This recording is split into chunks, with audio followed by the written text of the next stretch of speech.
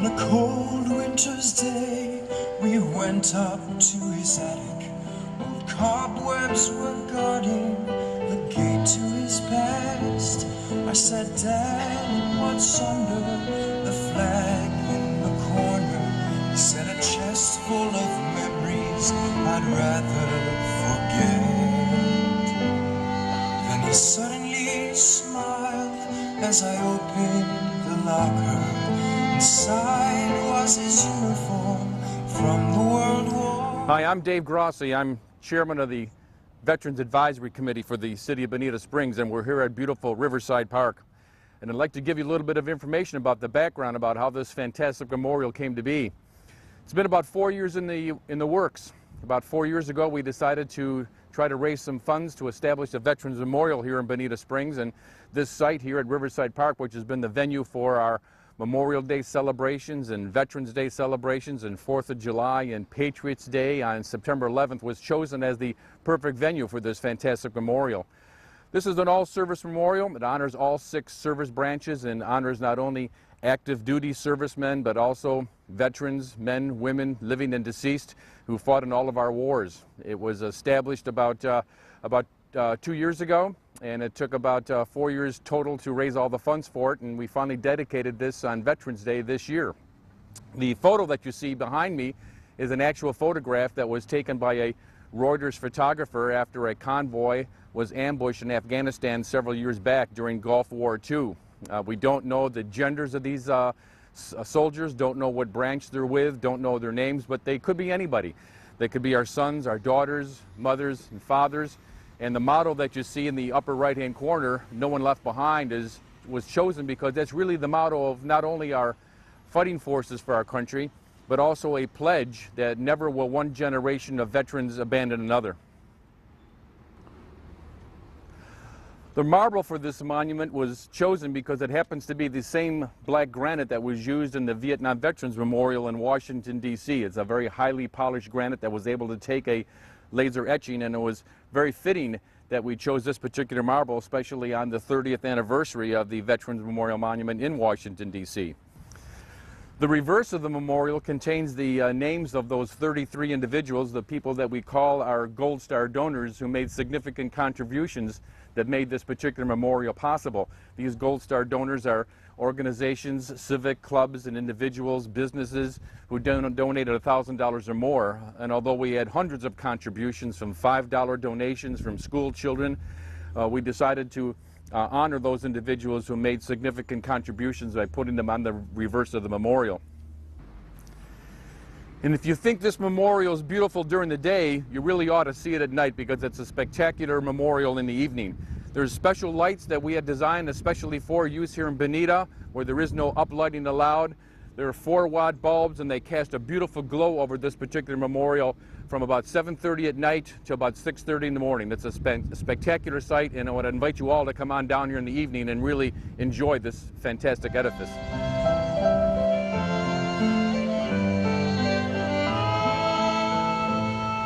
On a cold winter's day, we went up to his attic. Old cobwebs were guarding the gate to his past. I said, Dad, what's under the flag in the corner? He said, a chest full of memories I'd rather forget. Then he suddenly smiled as I opened the locker. Inside was his uniform from the World War. We laughed as he struggled to button up the jacket, and he stood straight and tall, the hat smart on his head. And he talked of white crosses, of terrible losses, of gentle young men growing old overnight. Hold on to your youth, boy, as tight as this jacket. Don't take it for granted, it's precious as life.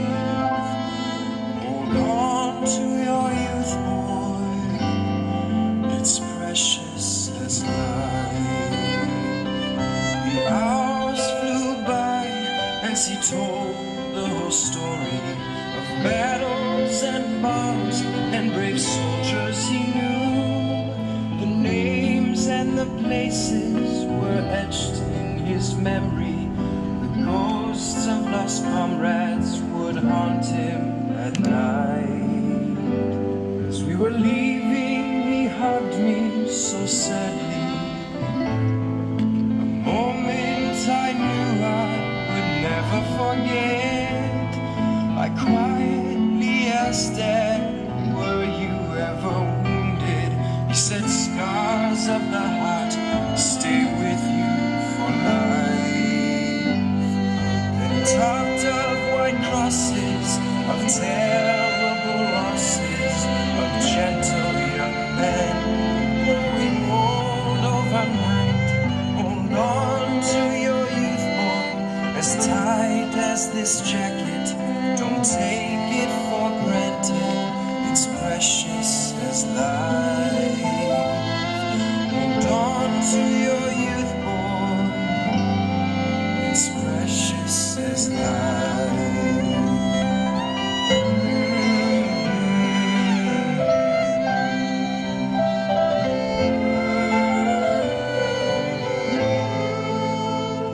You know, for me, this memorial's got some personal significance.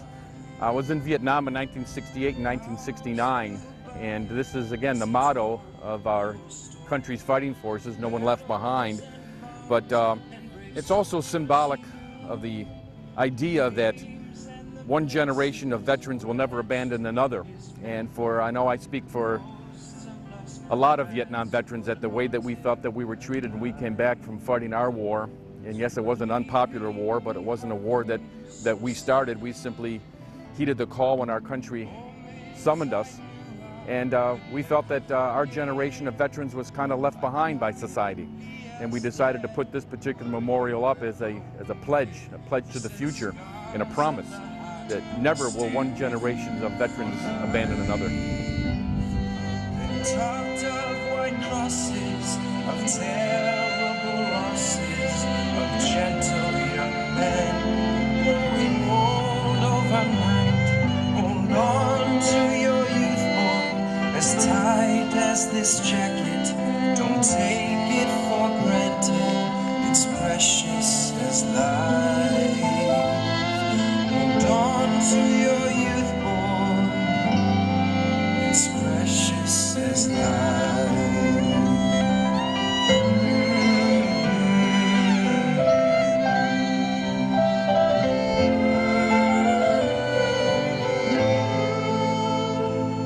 Many years have passed since we climbed to the attic. I'm there once again, trying to hold back the tears. I can't help but take one more look inside the locker, and there at the bottom